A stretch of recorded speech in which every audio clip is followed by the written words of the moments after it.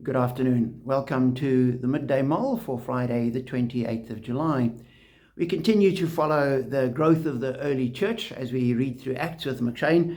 Today, chapter 15. And that begins, some men came down from Judea to Antioch and were teaching the brothers, unless you're circumcised according to the custom taught by Moses, you cannot be saved. And that provokes a debate in the church. Paul and Barnabas are saying that's not true. And they say, no, but it's a Jewish religion. And so Paul and Barnabas and another group head off to Jerusalem to try and sort out the situation. And they get to Jerusalem, meet with the church as a whole, and they discuss with them what they've been doing and what God's been doing and how the church has been growing. And then we're told in verse 5, then some of the believers who belonged to the party of the Pharisees stood up and said, the Gentiles must be circumcised and required to obey the law of Moses. The apostles and elders met to consider the question. And as I've read that in the past, it's always been a fairly negative perception. It's the Judaizers again, sort of banging their drum as they always do, making trouble.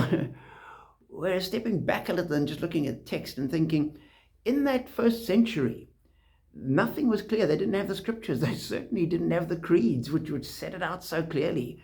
And so one can really believe that here are some people that are devout Jews and saying, hold on, no, Jesus is a Jewish Messiah. The Messiah is a Jewish concept. This is, Jesus was Jewish. We're all Jewish. This is part of our Jewish religion. It was prophesied in the Jewish scriptures, and this is an extension of the Jewish faith. Therefore, if you're going to join it, you've got to align properly with the Jewish tradition. You've got to follow the Jewish law, because that's the grounds of the faith. And so as I read it, I thought I can understand where they were coming from. They might not have been malicious and divisive. They might have been desperately keen to keep the faith and keep it as it should be. And the church meets and the leadership has a long debate about it.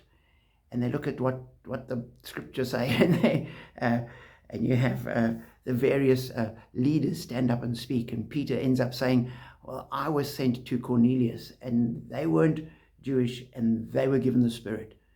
God didn't require them to be Jewish first. We shouldn't either. And so the issue is debated, and they finally come to the conclusion that you don't have to be Jewish to be Christian. And they send a letter to the churches saying that this is the situation. And as I read that, I thought there's a great wisdom in what they were doing. They met together. We're told the apostles and elders met to consider the question. And so often where the issues, it helps to instead of just all taking out your party position, to meet, to step back, to reflect, to consider, to think, to discuss, and pray that God will lead you into truth. And so I commend to you the parish council as they do that. Pray for them that they will be led into the wisdom of God. Later on in the year, at the end of October, we have a diocesan synod where we pray that people will meet, consider, and be led by God. And so we really need to be praying that leadership would be listening to God as he leads them. Be encouraged, be challenged, and know that you're blessed.